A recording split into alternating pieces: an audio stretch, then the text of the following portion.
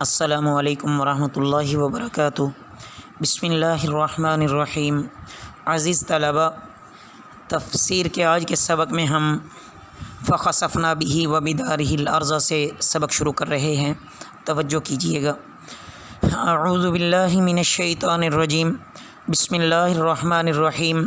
فخسفنا بہ، پھر ہم نے دھنسا دیا اس کو، وبدارہ الارض، اور اس کے گھر کو زمین میں، فما کان، سو نہ ہوئی، لہو، اس کے لیے، من فئۃ، کوئی جماعت، ینصرونہ،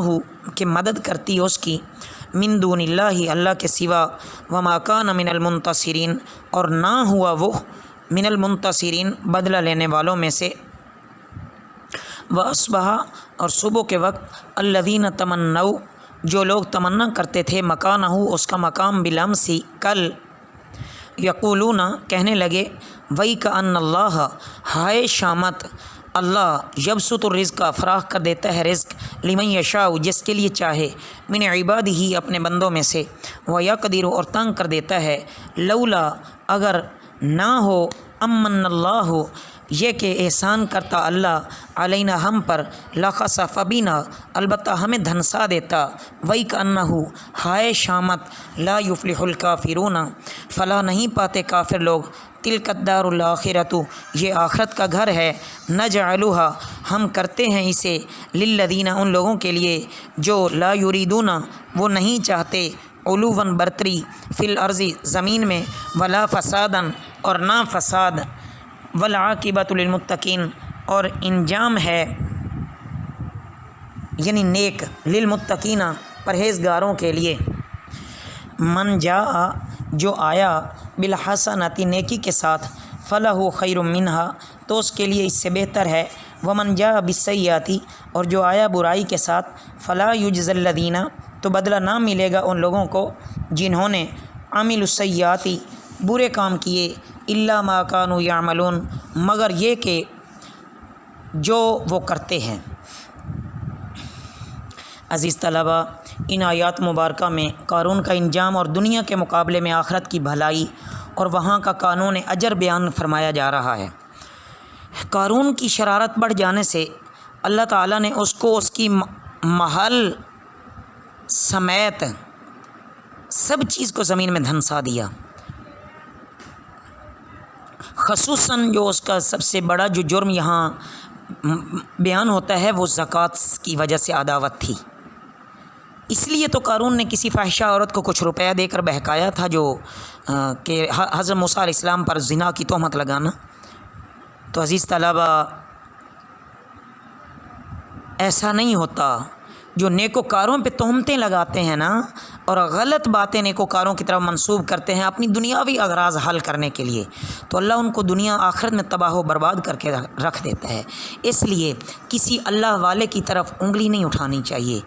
جو بالخصوص نیک لوگ کچھ دین کا محض لبادہ اوڑھ کر برباد کر رہے ہوتے ہیں سادہ لوگوں کو، اللہ ان کو بھی برباد فرما دیتے ہیں۔ کب تک آخر وہ لوگوں کے سامنے اپنا جھوٹ چھپاتے ہیں، لوگوں سے پیسہ بٹورتے ہیں، مال بٹورتے ہیں، زبردستی اپنی عزت کرواتے ہیں، کبھی لوگوں کو دھمکیاں دیتے ہیں، کبھی کچھ کرتے ہیں۔ ایسا ان کی یہ جو عزت ہے یہ وقتی ہے، لیکن اللہ کی پکڑ ان پر آنی ہی آنی ہے۔ جب اللہ کی پکڑ آئے گی نا، تو پھر وہ جتنے بھی سادہ لوگ بیچارے ان کی وجہ سے سیدھے راستے سے ہٹ چلے، ان کا بھی گناہ انہی لوگوں پر ہوگا جو صرف دین کا لبادہ اوڑھ کر حقیقت میں لوگوں کو وہ خراب کر رہے ہیں۔ کسی شخص کی دنیاوی ترقی اور شان بان کو دیکھ کر ہم ہرگز یہ فیصلہ نہیں کر لینا چاہیے ہمیں کہ اللہ کے ہاں بھی وہ کچھ عزت اور وجاہت رکھتا ہے۔ نہیں، ایسا ہرگز نہیں ہوگا۔ مال اور دولت کی فراخی مقبولیت کی علامت نہیں ہے، مقبولیت کی دلیل نہیں ہے، بلکہ بسا اوقات اس کا نتیجہ تباہی بھی ہوتا ہے۔ اب ہمیں یہ بات واضح ہو گئی کہ محض مال اور زر کی ترقی سے حقیقی کامیابی حاصل نہیں ہو سکتی، اور اس سے چھٹکارا حاصل نہیں ہو سکتا۔ آخرت کے جو عاشق ہوتے ہیں نا، وہ دنیا کے حریص نہیں ہوتے، اس کے بعد آخرت کے جزا اور سزا کا قانون بتایا جا رہا ہے کہ جو دنیا میں اچھے کام کرے گا اور آخرت میں نیکیاں اور بھلائیاں لے کر آئے گا، اللہ تعالیٰ اس کو اس کے کاموں سے بھی اچھا بدلہ دیں گے، اور برخلاف ان کے جنہوں نے برے کام کیے ان کو صرف اتنا ہی بدلہ دیا جائے گا جتنا کہ وہ کرتے تھے۔ نیکی کا معاوضہ اس کے اصل مقتضا سے کہیں زیادہ ملے گا، جس کا کم از کم مرتبہ حدیث نبوی صلی اللہ علیہ وسلم کے مطابق 10 گنا ہے۔ تو عزیز طلبہ، اللہ کا قانون دیکھیے کہ اللہ کتنے شان والے ہیں کہ ہمارے تھوڑے نیک عمل کو بھی اللہ بڑھا چڑھا کر کہاں کا کہاں پہنچاتے ہیں۔ بہرحال یہاں علو سے مراد تکبر ہے، یعنی اپنے آپ کو دوسروں سے بڑا بنانا اور دوسروں کو حقیر کرنے کی فکر، اور فساد سے مراد یہاں ظلم اور معصیت ہے۔ ایسا نہیں کرنا چاہیے۔ یہ ساری کی ساری قابل عبرت باتیں ہیں جن پر رشک کرنے کی بجائے توبہ طائب ہونا چاہیے، اور اللہ سے توبہ کر کے اس کی بارگاہ میں اپنے آپ کو نیکی کے لیے قبول کروانا چاہیے کہ اللہ رب العزت ہمیں آخری سانس تک ایمان والوں کے ساتھ رکھیں، اور ہمارا حشر بھی اللہ ایمان والوں کے ساتھ فرمائے۔ ان الذی، بے شک اللہ جس نے فرض لازم کیا علیک القرآن، تم پر قرآن کو، لرادک، ضرور پھیر لائے گا تمہیں، الی معاد، لوٹنے کی جگہ، کل فرما دیں ربی، میرا رب عالم، خوب جانتا ہے، من جاء بالہدا، کہ کون آیا ہدایت کے ساتھ، ومن هو فی ضلال مبین، اور کون ہے کھلی گمراہی میں، وما کنتا، اور تم نہ تھے ترجو امید رکھتے، ان یلقا، کہ اتاری جائے گی، الیک تمہاری طرف، الکتاب کتاب، الا رحمتا من ربک، مگر رحمت سے تمہارا رب، فلا تکونن ظہیرا للکافرین، سو تو ہرگز نہ ہوتا مددگار کافروں کے لیے، ولا یصدنک، اور وہ تمہیں ہرگز نہ روکیں، عن آیات اللہ، اللہ تعالیٰ کے احکام سے، بعد اذ انزلت، بعد اس کے کہ جب کہ نازل کیے گئے، الیک تمہاری طرف، ودعو، اور آپ بلائیں، الی ربک، اپنے رب کی طرف، ولا تکونن من المشرکین، اور تم ہرگز نہ ہونا مشرکین میں سے، ولا تدعوا مع اللہ، اور نہ پکارو تم اللہ کے ساتھ، الہا آخر، کوئی دوسرا معبود، لا الہ الا ہوا، نہیں ہے کوئی معبود اس کے سوا، کل شیء،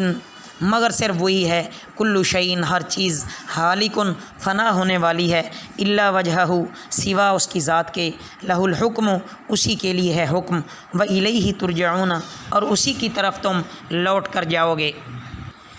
میرے عزیز طلبہ، ان آیات میں یہی بتایا جا رہا ہے کہ دنیا میں بھی آخری فتح انہی کی یقینی بات ہے کہ جو رسول اللہ صلی اللہ علیہ وسلم کی اتباع کرنے والے ہیں۔ چنانچہ حضور اقدس صلی اللہ علیہ وسلم کو خطاب کر کے ان آیات میں کہا جا رہا ہے کہ آپ کفار کے ظلم و ستم سے تنگ آ کر مکہ چھوڑنے کی آپ پر جو آج نوبت آ رہی ہے نا، وہ یقیناً وہ رب جس نے آپ کو قرآن جیسی کتاب عطا فرمائی ہے، وہ آپ کو کامیاب کر کے اسی جگہ واپس لائے گا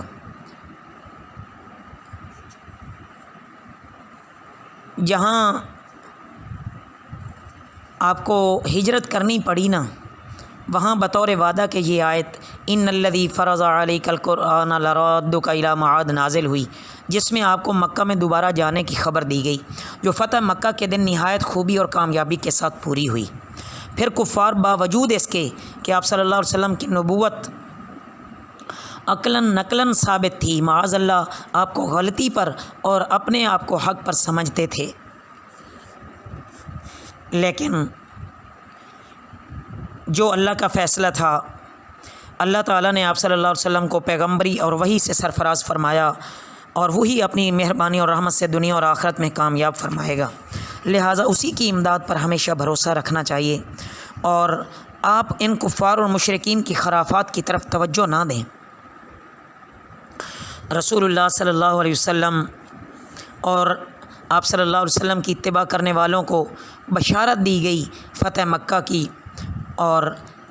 اتباع قرآنی کی ضمنی ہدایت، اور اس بات کی طرف بھی نہایت لطیف اشارہ ہے کہ آئندہ بھی کامیابی کا ذریعہ صرف اور صرف تعمیل شریعت اور اتباع قرآنی ہے۔ یہاں یہ بھی تعلیم موجود ہے کہ کسی کو یہ زیبا نہیں دیتا کہ وہ اپنی اختیار کی ہوئی زندگی کی راہ کو وہ فلاح کا سبب سمجھ لے اور سمجھے کہ بس یہی سیدھا راستہ ہے اور یہی اسی میں کامیاب ہو جاؤں گا، ایسا ہرگز نہیں ہے، بلکہ سیدھا راستہ وہی ہے جو اللہ نے بتایا۔ اسلام اور مسلمانوں کے مقابلے میں کافروں کی پشت پناہی ہرگز نہیں کرنی چاہیے، اللہ تعالیٰ کی طرف آنے کی دعوت دینی چاہیے، جہاں تک ممکن ہو اسلام کی طرف بلانا لازم ہے۔ اس لیے ہر مسلمان پر ضروری ہے کہ ہر وقت اور ہر جگہ تبلیغ اسلام کو پیش نظر رکھے، مسلمان کہلانے سے کبھی شرم نہ کرے اور اللہ کے سوا دنیا کی ہر چیز کو فنا سمجھے کہ جو بھی چیز بنی ہے وہ ہر چیز فنا ہونے والی ہے، اگر بقا ہے تو وہ صرف اور صرف اللہ رب العزت کی ذات کو ہے۔ عزیز طلبہ، یہاں تک دراسات دینیہ سال اول کا نصاب ہمارا مکمل ہوا تفسیر کے حوالے سے۔ اللہ رب العزت ہمارا یہ پڑھنا پڑھانا اپنی بارگاہ میں قبول فرمائیں۔ انتہائی عاجزی کے ساتھ اللہ رب العزت کے حضور دعا کریں کہ میرے پڑھانے میں، آپ کے پڑھنے میں جو جو کمیاں ہوئیں، جہاں ہم سے غفلت ہوئی، ہم نے حق تو بالکل ہی ادا نہیں کیا لیکن کوشش کرتے رہے، اللہ رب العزت ہماری اسی کوشش کو قبول فرما لیں، اور جو ہم سے کمی ہوئی اللہ ہماری اس کمی پر ہم ندامت کے ساتھ اللہ سے معافی مانگتے ہیں، اللہ ہماری معافی کو قبول فرما لیں اور اپنی شایان شان اپنے علم سے علم عطا فرمائیں، اپنے حلم سے حلم عطا فرمائیں اور ہمیں پوری دنیا میں دین پھیلانے کا سبب بنائیں اور دنیا کے آخری کونے تک ہمیں دین کی اشاعت کے لیے قبول فرمائیں اور آخری سانس تک اللہ ہمیں اسی دین کی خدمت کے لیے اپنی اور اپنے پیارے حبیب صلی اللہ علیہ وسلم کی کامل اتباع کرنے کی توفیق نصیب فرمائیں۔ اللہ ہماری ہر جان بوجھ کر بھول کر جیسی بھی غلطی ہوئی، کہیں ترجمے کی غلطی ہوئی ہوگی، کہیں مفہوم غلط بیان ہو گیا ہوگا، کوشش تو کی لیکن انسان ہے، غفلت ہو جاتی ہے، کمی بیشی واقع ہو جاتی ہے، اللہ ہمیں معاف فرما دیں اور اللہ ہم سب کو بس اپنی شایان شان قبولیت کا شرف بخشیں۔ وما علینا الا البلاغ المبین۔